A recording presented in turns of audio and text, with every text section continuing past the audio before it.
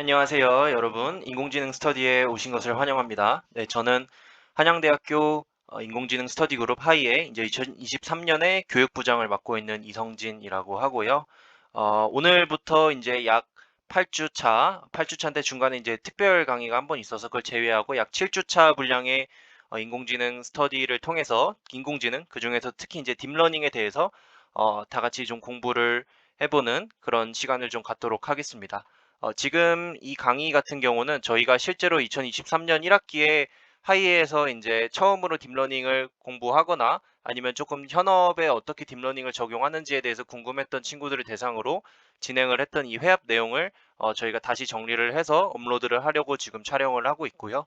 어, 일단 스터디 소개를 간단하게 먼저 해드리자면 이 딥러닝 스터디 같은 경우는 인공지능 시대에서 인공지능의 역할이 점점 더 많이 대두되고 기술이 이제 굉장히 빠르게 발전하고 있는 시기에서 우리는 컴퓨터를 이제 전공을 하거나 아니면 개발자가 되고 싶어 하는 그런 이제 우리 같은 경우는 어떤 역할을 맡아야 할까? 이거에 대해서 좀 같이 고민을 시작하면 좋을까 이제 좋겠다 생각이 들어서 이제 강의를 기획을 하게 됐고요. 이 강의 같은 경우는 이제 딥러닝이 무엇인지 기초적인 개념부터 이 딥러닝을 이용해서 이제 어떤 문제를 해결할 수 있고 어떻게 해결할 수 있는지 뭐 다양한 딥러닝 모델이라든지 뭐 이 모델을 실제 서비스에 뭐 어떻게 적용이 되었는지 뭐 이런 것들에 대해서 얘기를 같이 해볼 거고요.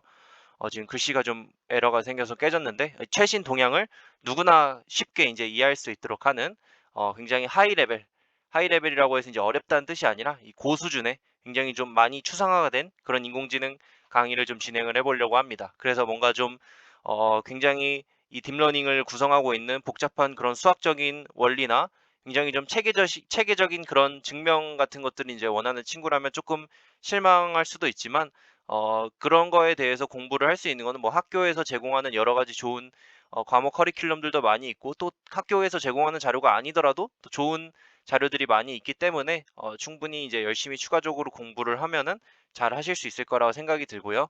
그래서 이 강의 같은 경우는 조금 더 누구나 전공자든 비전공자든 이 인공지능을 처음 접하는 사람이든 아니든 쉽게 딥러닝의 개념에 대해서 이해를 하고 이거를 자기가 필요한 부분에 이제 적용을 할 수 있도록 하는 것에 이제 목표를 두고 있습니다.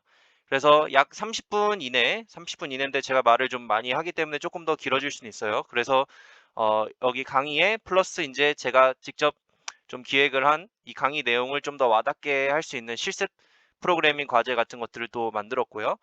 이거를 저희 동아리에서는 이제 1학기에 매주 모여서 이제 활동을 하면서 각 조별로 이제 우리가 이번 내용을 어떻게 이해를 하고 어떻게 이걸 가지고 과제를 해결할까 이렇게 모여서 활동을 했는데 꼭 이제 뭐 조별로 다 같이 해야 되는 거는 아니고 저희가 이제 뭐 강의 내용이라든지 과제 내용이나 아니면 뭐 다른 사람들이 먼저 이제 했던 과제 같은 경우 다 이따가 이제 설명드릴 저희 GitHub 레포지토리에 업로드되어 있기 때문에 그거를 잘 참고하셔서 과제를 해보고 싶으신 분들은 직접 해보셔도 좋을 것 같습니다. 자, 그러면 이제 본격적으로 시작을 하기 전에 용어에 대해서 몇 가지 좀 설명을 드리자면 인공지능에 대해서 이제 얘기를 많이 할 때 뭐 AI, 뭐 머신러닝, 뭐 딥러닝 뭐 이런 여러 가지 용어들에 대한 얘기를 많이 합니다. 얘네들이 과연 다 뭘까요? 다 비슷비슷한 뜻을 갖고 있는 것 같기는 한데 뭐 AI는 인공지능이란 뜻이고 머신러닝 같은 경우에는 기계학습이란 뜻이고 이제 딥러닝이라는 이제 또 용어도 있죠.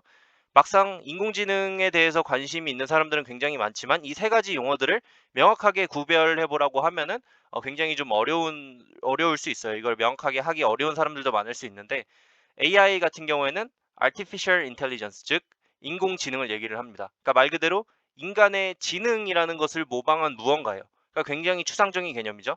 그래서 물론 요즘에는 다 컴퓨터 프로그램으로 개발을 하지만 컴퓨터 프로그램으로 꼭 인공지능을 만들 필요는 없는 거죠. 그래서 이제 아주 뭐 몇백 년 전에 같은 걸 보면은 뭐 목각 인형 같은 걸로 뭐 보드 게임을 사람과 이제 함께 둘 수 있는 그런 기계 같은 것들을 막 개발하려고 했던, 물론 당연히 잘 안 됐겠지만 그런 것들도 어떻게 보면 인공지능을 만들기 위한 시도 중에 하나라고 볼 수 있죠. 그럼 이 굉장히 추상적인 개념을 실제로 구현하기 위한 여러 가지 방법론 중에 하나가 바로 머신러닝입니다. 이 머신러닝이라는 것은 기계학습, 말 그대로 이 기존의 프로그램처럼 인간이 여러 가지를 이제 뭐 규칙이라든지 이런 것들을 바탕으로 이런 상황에서는 이렇게 작동하고 이런 상황에서는 또 이렇게 작동하고 정해준 것이 아니라 엄청나게 많은 방대한 그런 데이터를 보고 기계가 스스로 어떤 패턴이나 정보를 학습을 해서 유용한 정보를 뽑아낼 수 있게 되는 걸 이제 머신러닝이라고 합니다. 근데 이 기계가 학습을 한다는 것도 사실 굉장히 추상적인 말이잖아요. 그래서 이 머신러닝에도 굉장히 여러 가지 종류의 알고리즘들이 있습니다. 그중에서 최근에 가장 많이 활용이 되고 또 성능도 굉장히 뛰어난 알고리즘이 바로 딥러닝 알고리즘인데요. 우리는 그래서 이 AI를 가장 효과적으로 구현하는 머신러닝 알고리즘 중에 하나인 딥러닝에 대해서 지금부터 함께 같이 보도록 하겠습니다. 먼저 이제 딥러닝으로 우리가 이제 뭘 할 수 있을까? 이거를 우리가 왜 배워야 될까에 대해서 좀 설명을 좀 해드리자면, 이 딥러닝 같은 경우에는 이제 여러 가지 데이터, 뭐 음성 데이터도 있을 수 있고요, 뭐 텍스트로 된 데이터도 있을 수 있고, 이미지로 된 데이터도 있을 수 있고, 그런 것들을 이제 받아서 여러 가지 작업을 이제 수행을 할 수가 있습니다. 흔히 이제 뉴럴 네트워크라고도 부르는 딥러닝 모델에 이 데이터를 잘 학습을 시키면 이 데이터를 뭐 특정한 카테고리로 분류를 한다든지 아니면 뭐 회귀를 한다든지 아니면은 이 데이터와 이제 유사한 새로운 데이터를 뭐 생성을 한다든지 이런 다양한 작업들을 이제 수행을 할 수가 있습니다. 근데 이렇게 얘기하면 좀 와닿지 않을 수 있어요. 뭐 이런 분류나 회귀나 뭐 이런 문제들을 이제 뭐 꼭 딥러닝이 아니더라도 먼저 다뤄보신 분들은 뭐 이게 어떤 느낌인지 아실 수 있지만 조금 더 구체적인 예시를 좀 들어드리자면, 딥러닝에 대해서 뭐 처음 소개를 할 때 제일 많이 드는 예시 중에 하나가 이제 고양이랑 강아지를 분류하는 인공지능에 대한 그런 이제 얘기인데, 어떤 인공지능 모델이 있다고 했을 때 인공지능에 고양이 사진을 넣으면 고양이다라고 분류를 해주고, 강아지 사진을 넣으면 강아지다라고 분류를 해주는 그런 인공지능을 이제 만들 수가 있겠죠. 그래서 이제 얘 같은 경우는 어, 여러 가지 이제 동물 사진들, 고양이나 강아지 둘 중에 이제 어떤 사진을 이제 넣어도 얘가 어떤 동물인지 구분을 해주는 그런 모델이라고 할 수가 있습니다. 그럼 여기서 이제 계속 제가 모델이라는 이제 말씀을 드리는데, 인공지능 분야에서 모델이라는 용어를 사용을 하는 거는 조금 좀 간단하게 말씀을 드리자면은 일종의 어떻게 보면은 함수라고 생각을 할 수가 있습니다. 이 함수라는 것은 어떤 정의역에 있는 원소들과 이제 공역에 있는 원소들 사이에 이제 매칭이 되는 그런 관계를 의미를 하는 거죠, 함수. 그래서 이 모델 같은 경우에는 정의역이 고양이 또는 강아지, 그러니까 이 동물들의 이제 사진인 거고, 공역의 경우에는 이제 강아지냐 아니면은 고양이냐 이거를 이제 표시를 해주는 그런 이제 라벨이라고 볼 수가 있습니다. 얘를 뭐 숫자로 표현하면 뭐 고양이는 0, 강아지는 1 이런 식으로 또 표현을 뭐 할 수가 있고요. 그래서 이 모델 같은 경우는 고양이 사진들은 고양이다 라는 것을 매핑을 해주고, 강아지 사진은 강아지다 라는 것을 매칭을 해주는 그런 함수라고 생각을 하면 됩니다. 그러면은 이 모델이라는 것은 이제 어떻게 만들어지느냐? 이 모델을 학습시키기 위해서는 데이터가 필요합니다. 엄청나게 많은 고양이와 이제 강아지 사진들을 이제 준비를 해놓고 얘네들을 이용해서 학습을 시키는데, 사람은 이 고양이랑 강아지 사진을 보면 얘가 고양이고 얘가 강아지다 이러는 거를 쉽게 구분을 할 수가 있지만, 컴퓨터 프로그램은 당연히 그렇지가 않습니다. 그래서 얘네들이 어떤 사진이 고양이고 어떤 사진이 강아지다라는 걸 알려주기 위해 이제 라벨링이라는 작업을 해야 되는데, 이 고양이 사진에는 이제 고양이, 강아지 사진에는 이제 강아지라고 표시를 이제 해주는 겁니다. 이렇게 원본 사진과 이 사진에 나온 동물이 어떤 동물인지 표시되어 있는 라벨을 같이 준비를 해서 이 데이터를 모델에다가 학습을 시키면 이제 새로운 강아지 사진이 들어왔을 때 얘가 이제 강아지다라고 분류를 제대로 할 수 있는 그런 모델이 만들어지는 겁니다. 이렇게 사람이 라벨링한 데이터를 이용해서 정답이 있는 데이터를 이용해서 모델을 학습시키는 과정을 지도학습이라고 이제 얘기를 하고요. 머신러닝 알고리즘에는 이제 이런 지도학습만 있는 것이 아니라 라벨링이 되지 않은 데이터를 가지고 학습을 하는 뭐 비지도 방식이라든지 이렇게 뭐 여러 가지 방식이 있는데, 저희가 이번에 같이 공부를 한 이 딥러닝 알고리즘은 이제 기본적으로는 라벨링이 된 그런 데이터를 활용한 지도학습으로 모델을 학습을 한다라고 생각을 하시면 될 것 같습니다. 네. 그럼 이제 아까 머신러닝 알고리즘 중에 딥러닝이 이제 하나의 종류라고 했는데, 그럼 이 딥러닝이 요즘에 가장 많이 사용이 되고 가장 또 잘 된다고 얘기를 했는데, 얘가 기존 다른 머신러닝 알고리즘과 다른 점은 또 무엇이 있는지 한번 좀 알아볼 건데요. 어, 기존의 머신러닝, 대부분의 머신러닝 알고리즘의 경우에는 이 인풋 데이터가 있으면은 이 데이터에서 유용한 특성을 직접 이제 사람이 뽑아냈습니다. 그게 뭐 직접 뭔가 눈으로 보고 구할 수도 있지만, 뭐 수학적인 방법으로 이제 뭔가 어떤 기하학적인 특징을 뽑아낼 수도 있고 다양한 방식이 있겠죠. 예를 들면 뭐 고양이는 귀가 뾰족하고, 뭐 강아지는 뭐 털이 북슬북슬하고, 뭐 코가 뭐 까맣고, 뭐 이런 것들 특성을 이제 뽑아낸 다음 그 데이터에서 뽑아낸 특성을 바탕으로 어떤 수학적인 모델 같은 걸 활용을 해서 분류를 이제 합니다. 네. 그래서 여기 지금 나와 있는 사진도 보시면 이 그림은 이제 뭐 이번에 저희가 다루진 않겠지만 소프트 벡터 머신이라고 하는 그런 수학적인 모델 중에 하나인데, 얘 같은 경우는 굉장히 좀 알고리즘적인 방식을 이용해서 주어진 데이터들을 잘 분류를 하는 그런 모델입니다. 근데 얘는 기존의 이 이미지 데이터를 바로 이제 활용을 하기는 조금 어려워요. 이 이미지에서 이것저것 여러 가지 유용한 특성, 피처를 이제 뽑아내서 분류를 할 수 있는, 그래야만 이제 분류를 할 수 있는 그런 모델입니다. 그래서 이런 과정을 전부 거치면 이제 주어진 사진이 뭐 고양이냐 아니면 강아지냐 이거를 분류를 할 수가 있는 그런 이제 모델이 되는 거죠. 근데 이 딥러닝 모델 같은 경우에는 이 유용한 피처를 뽑아내는 작업을 이 모델이 직접 해줍니다. 네, 그래서 이 모델 하나만으로 라벨링된 데이터만 잘 입력을 하면 이 모델 하나만으로 모델이 스스로 이 데이터에서 유용한 피처를 찾아내서 이거를 뭐 분류를 한다든지 뭐 생성을 한다든지 하는 작업을 엔드 투 엔드로 이제 지원을 해주는 그런 방법이라고 할 수가 있습니다. 그래서 사람 입장에서 봤을 때 데이터가 이제 어떤 종류의 데이터든지 모델만 잘 구성하면 유용한 피처를 잘 추출을 해줘서 우리가 원하는 작업을 굉장히 쉽게 잘 수행하는 그런 모델을 만들 수가 있다는 점에서 기존 다른 이제 머신러닝 알고리즘과 다르고 조금 더 유용하다고 이제 할 수가 있습니다. 그러면 이제 우리가 딥러닝의 특징에 대해서 몇 가지 좀 알아봤는데요. 그럼 우리가 이제 딥러닝을 왜 사용해야 될까에 대해서 조금 정리를 해보자면, 뭐 여러 가지 장점이 있죠.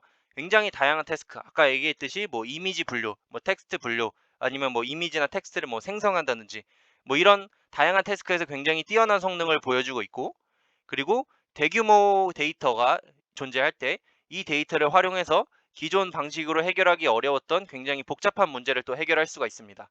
네. 그래서 다른 머신러닝 알고리즘 같은 경우에 보면은 요즘 이제 뭐 빅데이터가 굉장히 많잖아요. 다양한 서비스에서 굉장히 많은 데이터들이 이제 쏟아져 내리는데, 그 많은 데이터를 굉장히 효과적으로 활용할 수 있는 게 바로 딥러닝이라는 알고리즘이라고 할 수 있습니다.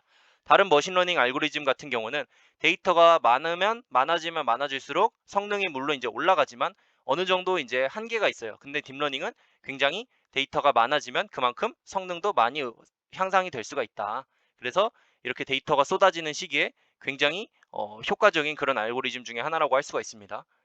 그리고 이런 딥러닝 알고리즘을 활용해서 기존에 사람이 일일이 해야 했던 업무를 자동화할 수도 있고요.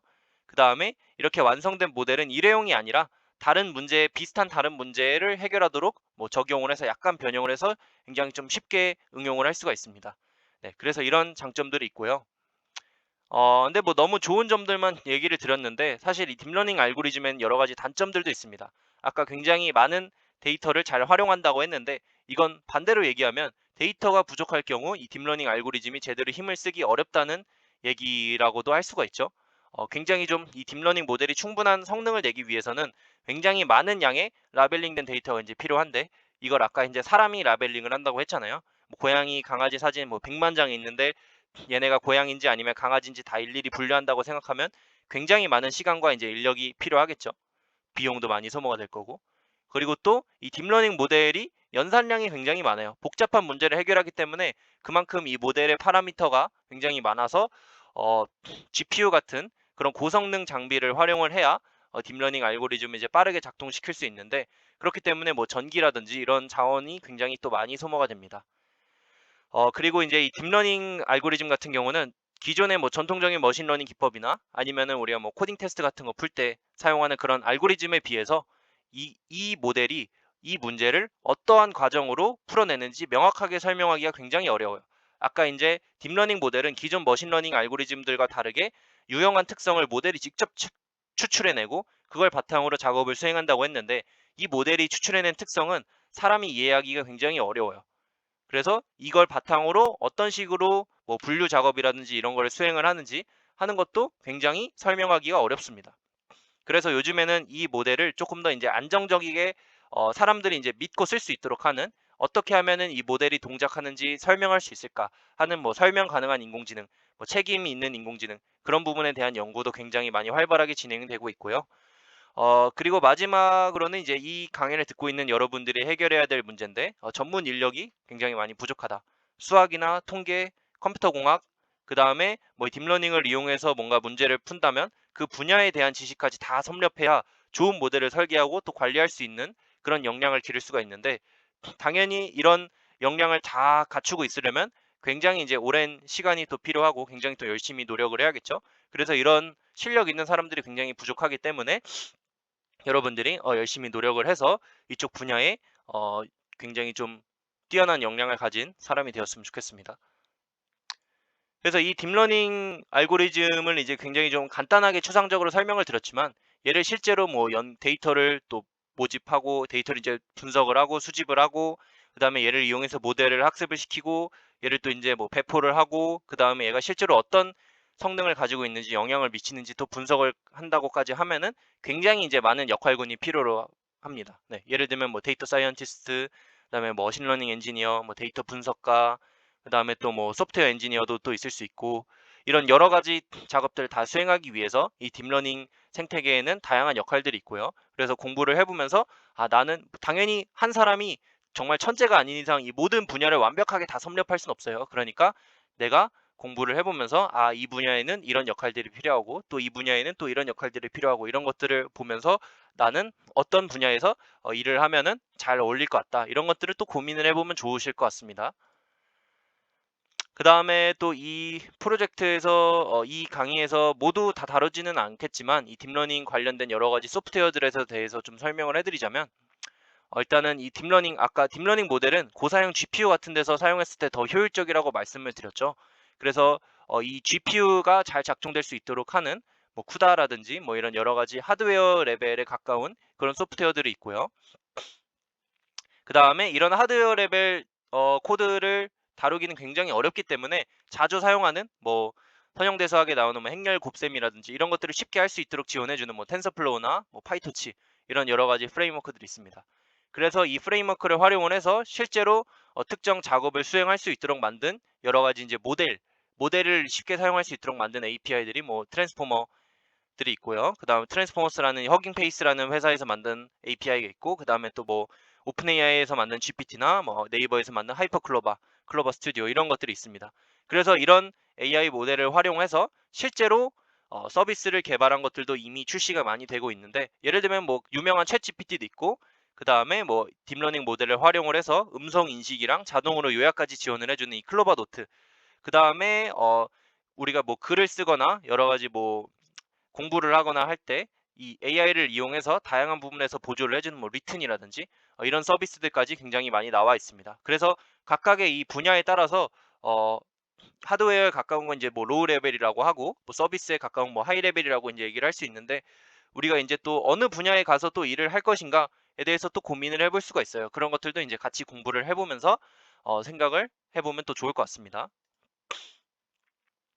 그 다음에 이 강의를 이제 진행을 하면서 여러 가지 뭐 강의 자료나 뭐 과제 같은 것들은 이제 저희가 GitHub 레포지토리를 통해서 이제 공유를 할 건데요. 오픈 소스와 이제 GitHub에 대해서 뭐 잘 모르시는 분들도 있으니까 간단하게만 설명을 드리면은 이 오픈 소스 소프트웨어 같은 경우는 이제 공개적으로 어, 이 소프트웨어가 어떤 코드로 구현되어 있는지를 이제 공개를 해놓은 소프트웨어들을 이제 얘기를 합니다. 그래서 누구나 소스 코드를 확인을 할 수가 있을 뿐만 아니라 뭔가 자기가 마음에 안 들거나 개선했으면 좋을 것 같은 그런 부분들이 있다 하면은 또 이제 훈수를 둘 수가 있어요. 이 부분 이렇게 또 고치면 되겠다. 그러면은 이 소프트웨어를 또 개발하고 있는 사람들이 보고 이거 추가하면 좋겠네 하고 이제 또 자기 내용이 또 기여가 될 수가 있고요.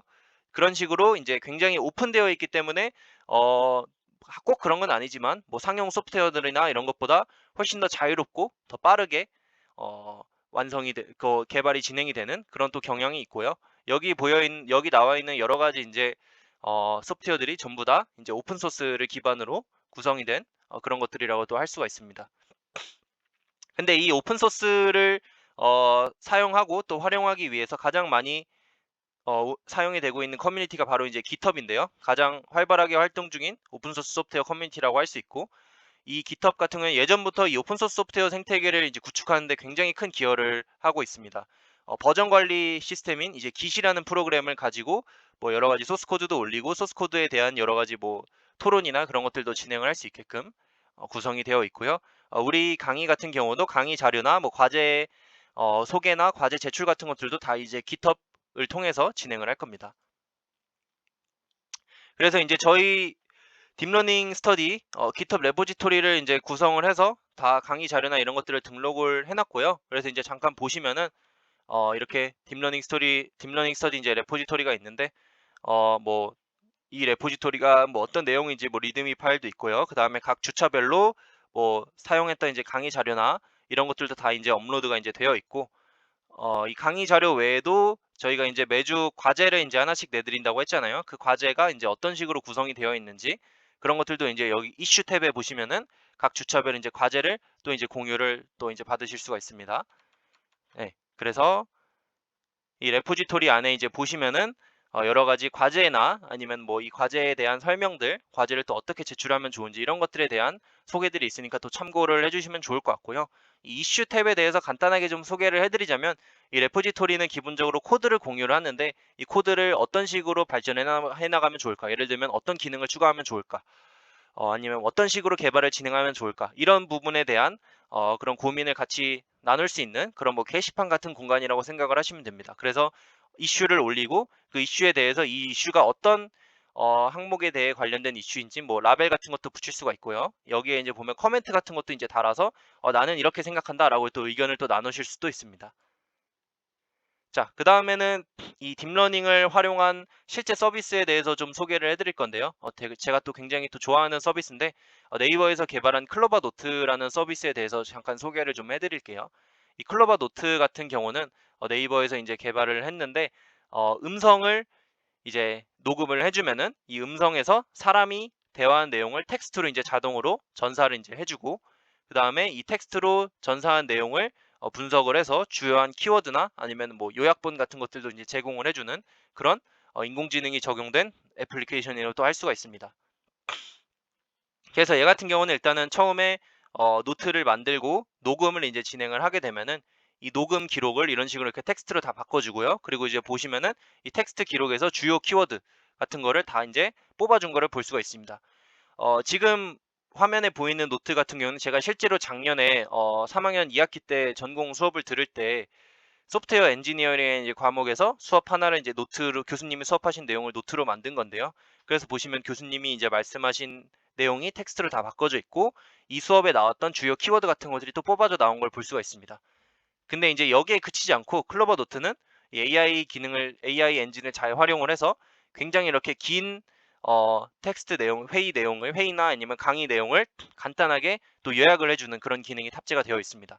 그래서 기존의 방식대로라면은 사람이 직접 다 받아쓰기 하듯이 사람이 한 말을 다 일일이 받아 적고 거기서 핵심 내용을 또 뽑아가지고 요약을 하고 하려면 굉장히 오랜 시간이 걸렸겠지만 이 클로버 노트를 활용하면 굉장히 녹음을 하는 것만으로 짧은 시간에 이런 중요한 정보들을 효율적으로 잘 정리를 할 수 있다는 걸 또 알 수가 있고요.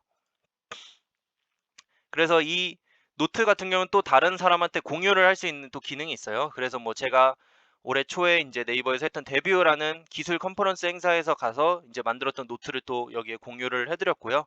9월 11일까지니까 아마 또 내용이 궁금하신 분들은 노트를 또 공유를 받으셔서 한번 들어보셔도 또 좋을 것 같습니다. 또 AI 요약이 어떻게 되어 있는지도 보셔도 좋을 것 같고. 네. 그 다음에 이제 다음에 또 소개해드릴 딥러닝을 활용한 서비스 같은 경우는 이제 챗 GPT가 있는데 뭐 이거는 모르시는 분들이 거의 없겠죠. 뭐 질문에 대해서 뭔가 사람처럼 굉장히 답변을 잘 해주는 그런 채팅 인터페이스를 가진 AI라고 할 수가 있고요. 오픈 AI라는 회사에서 굉장히 오랜 시간 동안 개발을 해왔다가 이번에 빵 터트려서 모든 사람들의 전 세계 사람들의 이목을 받고 있다고 해도 과언이 아닌 그런 굉장히 또 재밌는 서비스입니다. 네. 여기 보면은 챗 GPT한테 챗 GPT가 뭔지 또 물어본 결과인데 굉장히 또 잘 설명을 해주고 있죠. 그래서 이번 첫 번째 시간 같은 경우는 여기까지 좀 간단하게 설명을 끝낼 수 있을 것 같고요. 첫 번째 과제 같은 경우는 이 딥러닝을 활용한 그런 서비스를 사용을 해보는 겁니다. 저희가 뭐 첫 시간부터 뭐 간단하게 뭐 딥러닝이 뭐다 뭐 이 정도까지만 설명을 드렸는데 이걸 가지고 뭐 바로 복잡한 코드를 짜고 이러기는 현실적으로 어렵잖아요. 그래서 일단은 이 딥러닝이 실제로 적용이 돼서 우리가 사용할 수 있도록 상용화된 그런 서비스를 직접 한번 잘 활용을 해보고 이 딥러닝 알고리즘이 굉장히 많은 걸 할 수 있고 벌써 우리 생활에 밀접하게 다가왔구나 라는 거를 느낌을 좀 가져가시면 좋을 것 같습니다. 그래서 첫 번째 해야 될 거는 일단 클로버 노트를 활용해서 이 음성 데이터, 이 음성 녹음을 텍스트로 변환을 하는 거고요. 요약 기능을 사용을 좀 해보시면 좋을 것 같기 때문에 한국어로 좀 설정을 해놓고 하시면 좋을 것 같습니다. 요약 기능이 한국어만 현재 2023년 기준으로 한국어만 지금 작동을 해가지고 그 다음에 이렇게 생성된 노트에서 자동으로 추출된 키워드랑 요약문 같은 것들 확인을 해보시면 좋을 것 같고요. 그 다음에 할 거는 이렇게 만들어진 요약문이나 주요 키워드 같은 그런 내용을 챗 GPT에다가 집어넣고 다른 형태로 가공을 하는 겁니다. 예를 들면은 이 클로버 노트에서 뽑아낸 키워드가 이거야. 이거를 가지고 이 노트에 제목을 붙여줘 라고 챗 GPT한테 얘기를 하거나 아니면 이렇게 만들어진 클로버 노트를 통해서 만들어진 요약문을 더 짧게 한 번 더 요약해주는 그런 작업을 또 진행을 할 수도 있겠죠. 그래서 이렇게 챗 GPT가 가공해준 데이터를 다시 클로버 노트의 메모 영역에다가 입력을 해주시면 그러면 나중에 클로버 노트를 들어갔을 때 굉장히 또 보기가 쉽겠죠. 그래서 이렇게 만들어진 AI 노트 결과를 다른 분들도 함께 볼 수 있게 공유를 해주시면 좋을 것 같고요. 아까 말씀드렸던 GitHub 이슈에 코멘트로 또 등록을 해주시면 좋을 것 같습니다. 네, 그래서 이제 첫 번째 시간 같은 경우는 여기까지 이제 또 마무리를 할 것 같고요. 네, 제가 아무래도 얘기를 하다 보니까 중간에 또 틀린 부분도 있을 수 있고 아무래도 좀 잘못된 부분들에 대해서 뭐 지적을 해주시거나 아니면 또 자체적으로 찾아서 또 고쳐서 공부를 하시면 또 좋을 것 같고요. 네, 저희가 뭐 이번 1학기 때 이미 다 진행이 끝난 그런 강의이기 때문에 과제를 이미 다른 친구들이 다 훌륭하게 잘 진행을 했어요. 그래서 이제 예시를 들어서 한번 또 보여드리면은 이렇게 첫 번째 과제 클로버 노트를 활용해서 음성을 텍스트로 변환하고 얘를 다시 챗GPT를 활용해서 2차 가공을 한 다음에 이 완성된 노트를 다시 공유하는 그 과제를 다른 친구들이 또 수행한 것 같은 경우를 보면은 뭐 이건 제가 올린 예시고요. 뭐 창수프 여름 계절 수업 내용을 노트로 만든 다음 이 노트 내용을 다시 한번 더 이제 요약을 하고 얘를 영어랑 중국어, 일본어로 바꿔줘. 뭐 이렇게 또 훌륭하게 잘 진행을 한 친구들도 있고요. 그 다음에 이 강의 내용을 가지고 시를 또 써달라는 친구도 있었습니다. 굉장히 또 재밌는 어, 아이디어를 잘 적용을 한 것 같고요. 얘를 이용해서 뭐 노래로 만들어 달라고 해서 이제 노래를 만든 친구들도 있었고, 그 다음에 또 이제 챗GPT 같은 경우는 어떤 정해진 명령을 입력하는 게 아니라 사람한테 이제 부탁을 하듯이 글로 잘 설명을 하면은 굉장히 또 잘 수행을 해주기 때문에 뭐 굉장히 좀 독특한 그런 요청을 또 해준 친구들도 있었습니다. 예를 들면은